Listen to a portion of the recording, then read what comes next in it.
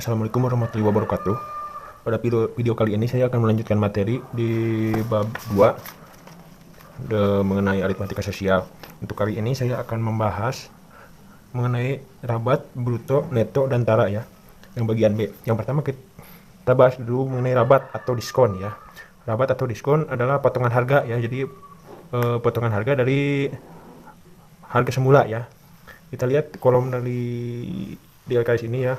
Ada potongan harga sama dengan persentase potongan harga dikali harga semula ya. Jadi biasanya ketika kita berbelanja ya di toko-toko itu kan suka ada diskon ya. Nah biasanya rabat atau diskon tersebut biasanya dalam bentuk persentase ya. Misalkan ada harga baju diskon 20%. Jadi tidak langsung menyebutkan potongan harganya itu berapa jumlahnya, tapi biasanya bentuknya dalam persentase ya.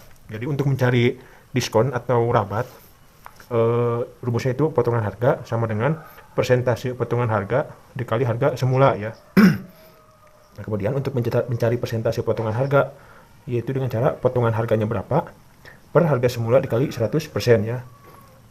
Nah, terus untuk ketika sudah mencari potongan harganya ya, biasanya ada juga soal yang disuruh mencari harga setelah dikenai diskon ya. Jadi berarti untuk mencari harga setelah dikenai diskon, berarti harga semula dikurangi berapa besar potongan harga tersebut ya, atau diskonnya ya. Nah untuk contohnya di LKS ada kakak membeli sebuah baju ke toko pakaian dengan harga 110.000 ya. Ini karena ada obral besar, toko tersebut memberikan diskon 20%. Berapa rupiah kakak harus membayar setelah mendapat diskon? Nah di sini disoalkan berarti ini harga semula.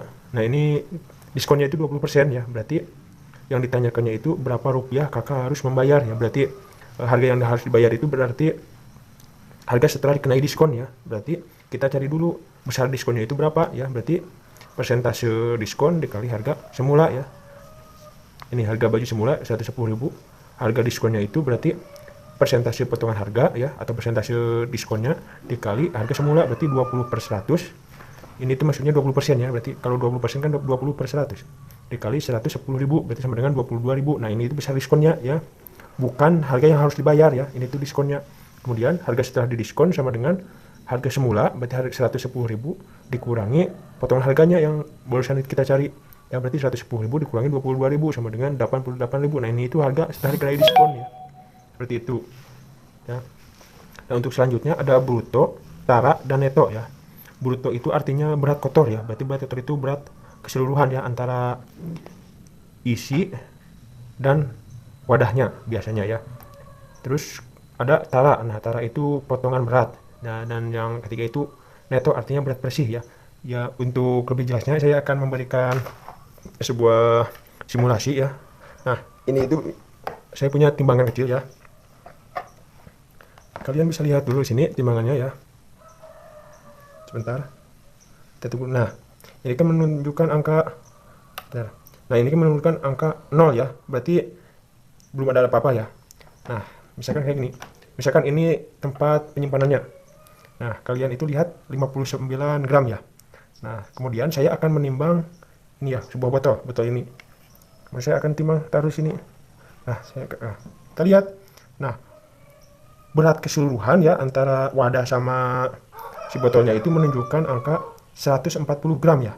Nah ini itu ya, jumlah berat antara si wadah dengan yang ditimbang ini itu berat keseluruhannya itu berarti ini tuh bruto ya.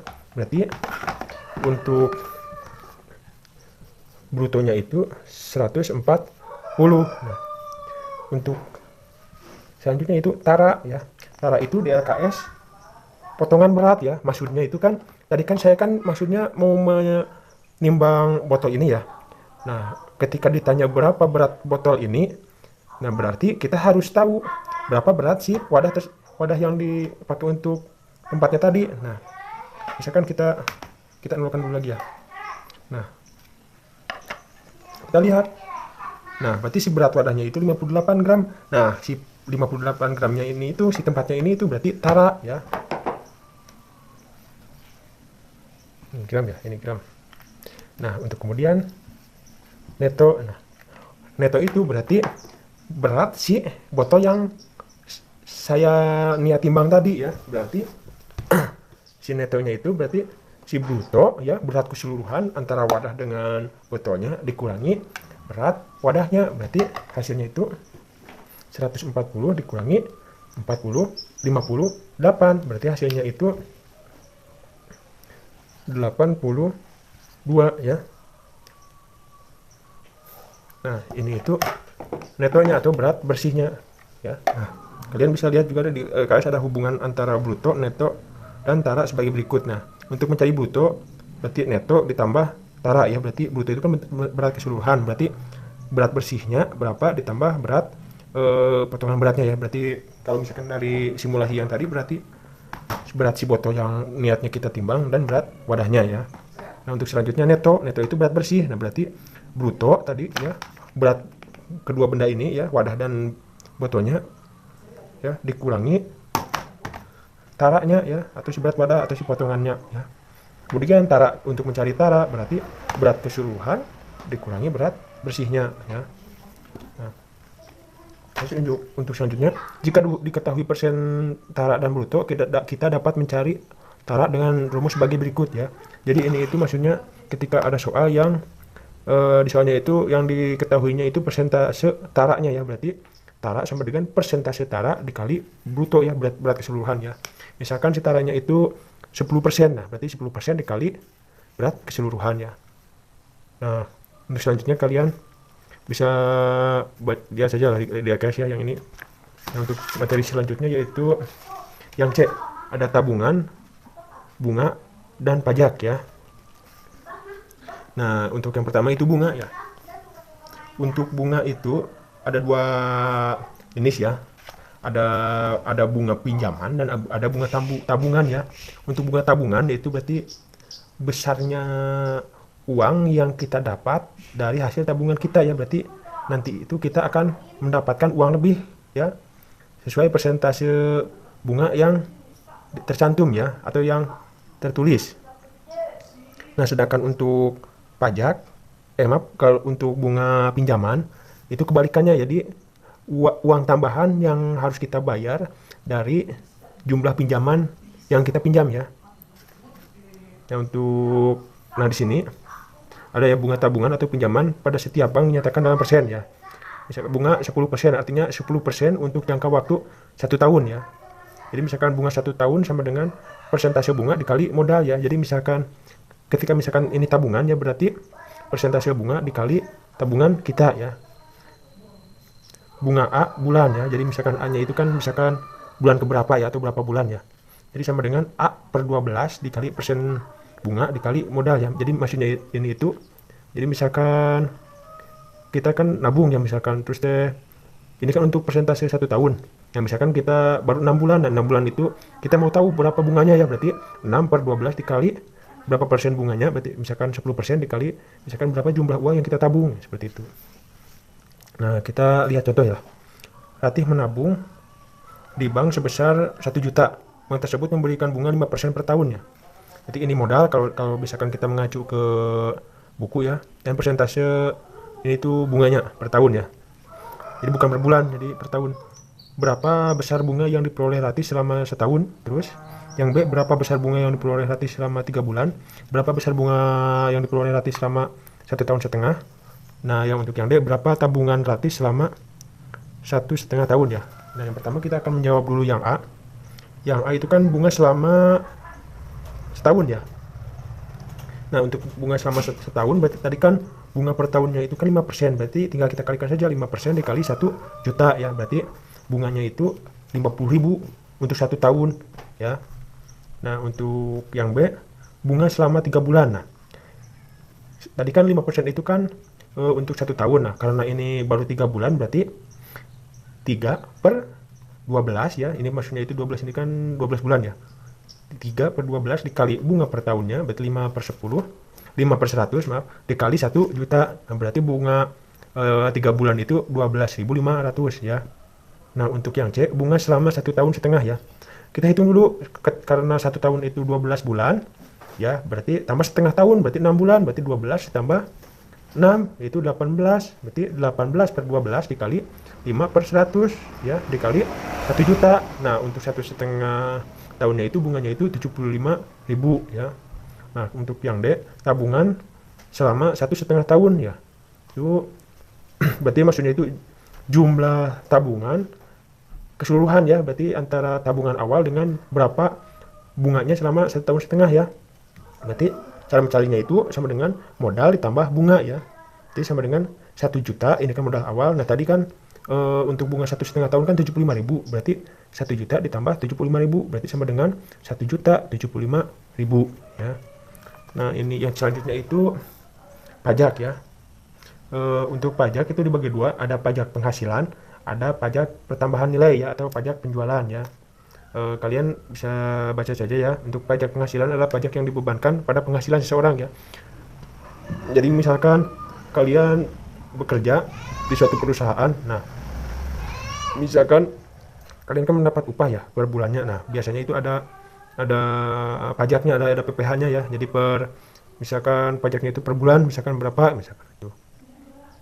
Nah, biasanya pajak penghasilan itu juga berupa persentase ya. Jadi bisa kalian baca sendiri di ini, berarti besar pajak sama dengan persentase pajak dikali penghasilan kalian ya yang didapat ya. Jadi untuk gaji bersihnya itu berarti gaji kalian berapa dikurangi pajaknya berapa. Nah, kita ketemu ya.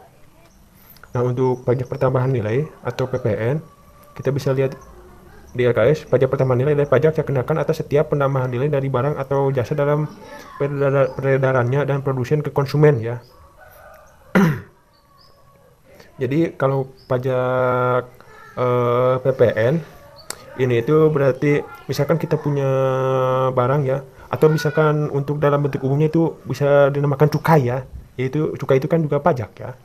Jadi pajak itu misalkan, nah untuk mencari besar pajak berarti. Nah, untuk selanjutnya itu pajak pertambahan nilai atau PPN ya. Untuk mencari besaran pajak itu sama dengan persentase pajak dikali harga awal ya. Untuk harga barang berarti harga awalnya berapa ditambah besar pajaknya berapa ya. Tuh. Untuk selanjutnya itu contoh soal ya. Untuk yang A, Fahmi memperoleh gaji sebulan sebesar 3.500.000 ya. Dengan penghasilan tidak kena pajak 1,5 juta ya. Jika besar pajak penghasilan 10%, berapakah gaji yang diterima Fahmi dalam sebulan ya. Nah di sini tuh kan ada kata-kata tidak kena pajak ya. Nah berarti besar penghasilan kena pajaknya berarti karena 1,5 juta itu tidak kena pajak, berarti 3 juta dikurangi 1,5 juta berarti 2 juta. Nah yang 2 juta ini itu yang kena pajak ya. Terus besar pajak penghasilannya itu kan tadi 100% ya. Jadi besar pajak penghasilannya itu 10% dikali penghasilan yang kena pajaknya, berarti dikali 2 juta sama dengan 200.000. Nah besar pajaknya itu 200.000 selama per bulan ya. Berarti gaji yang diterima Fahmi itu gaji keseluruhannya 3.500.000 dikurangi besar pajaknya selama 1 bulan itu dikurangi 200.000, berarti gaji yang diterima oleh Fahmi setelah kena pajak yaitu 3.300.000. Untuk selanjutnya yang contoh soal yang B ya. Pak Sigit membeli sebuah televisi dengan harga 3.500.000 dan dikenakan pajak penjualan 10%. Nah, berapa harga televisi yang harus dibayar Pak Sigit? Nah, ini itu harga awal 3.500.000 ya, dan untuk pajaknya itu 10% ya. Nah, untuk mencari berapa Pak Sigit harus membayar, berarti kita harus tahu dulu berapa pajak yang harus dibayar oleh Pak Sigit ya. Berarti besar pajak penjualan ya sama dengan besar persentase pajaknya dikali harga awal, berarti 110% dikali 3.500.000, hasilnya itu 350. Nah ini itu pajak yang harus dibayar Pak Sigit ya. Berarti harga TV keseluruhan yang harus dibayar Pak Sigit itu harga TV semula ditambah harga pajaknya, berarti 3,5 juta atau 3.500.000 ditambah 350.000. Nah untuk harga televisinya itu berarti 3.850.000.